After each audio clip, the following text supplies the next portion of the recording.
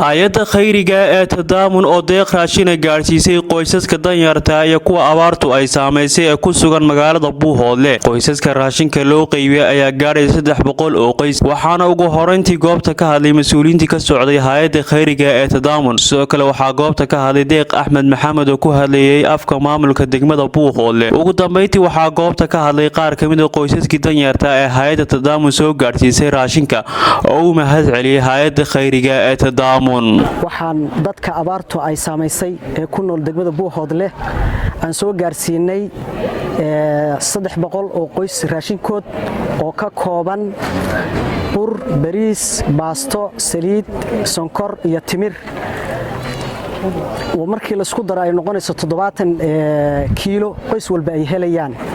sidoo kale deeqdan waxaan gaarsiinay deegaanada Carooley, Qoriiley iyo Dhumay. waxaan u mahad celinayaa maamulka iyo ciidanka ammaanka oo runtii si fiican oo qiimo badan noola shaqeeyay. waxaan sidoo kale u mahad celinaynaa wasaaradda gargaarka iyo arrimaha ka hortagga masiibooyinka ee Puntland. waxaan sidoo kale u mahad celinaynaa guddiga abaaraha ee Puntland. waxaan sidoo kale u mahad celinaynaa dowladda federaalka gaar ahaan hay'adda ka hortagga masiibooyinka oo runtii si fiican wada shaqeyn ay maaragtay aan la leenahay. waxaan halkan mahad gaar ah uga soo jeedinaynaa Boqor Salmaan, hay'adda Boqor Salmaan oo runtii aan uga mahad celinayno sida qiimaha badan ee shacabka Soomaaliyeed ay u garab taagan yihiin raashinkan deeqdaan ay soo gaarsiiyay. waxaan leenahay Ilaahay subxaanahu wa ta'aala ha ka ajir siiyo. waxaan aad u soo dhaweynayaa raashinkan ka yimi hay'adda tadaamun iyo hay'adda Boqor Salmaan. run ahaantii waxa weeyaan waa deeq raashineed oo gaaraya ama in ka badan 300 oo qoys ama 3 oo raashin ah oo mid waliba ay tahay 70,000 oo kilogram oo isugu jira noocyada kala duwan ee cuntada.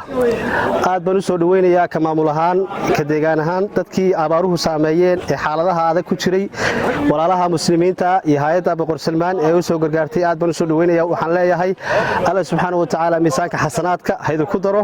waxaan sidoo kale haddii la ku samagul yahay u mahad celinayaa mar labaad iyo mar saddexaad waxaan leeyahay hay'adda Boqor Salmaan. Allah subxaanahu wa ta'aala ku daro miisaanka xasanaadka. waxaan ka salaamayaa deeqda lana soo gaarsiiyay ee soo gaarsiiyeen dadka walaalaha ee muslimiinta. waxa weeyaan aad iyo aad ugu mahad celinaya. aad baan u salaamaynaa. waa ka gudoomanay. waxa weeyaan aad baan ugu baahnayn. waxa weeyaan abaaro badan baan soo marnay, roob la'aan, colaad intaba. waxa weeyaan Ilaahay anaga dulqaado. waxa weeyaan dadka xoog leh ee maalin walba waxna siinayaan aad iyo aad baan ugu duceynaynaa. halkan anagoo ah naafada danyarta ah ee curyaamiinta ah, deeqdan waxaa soo diray Boqor Salmaan. waa u mahad celinaynaa deeqda ay noo soo dirtay Boqor Salmaan hay'adiisu. waan uga mahad celinaynaa. Ilaahay naxariistii janno iyo jannadaba ha ka waraabiyo. sida aad aragtaan waanu taaganahay, waana la siiyay, waanu gudoominay, gacantaanu hadda ku haynaa sida aad aragtaan.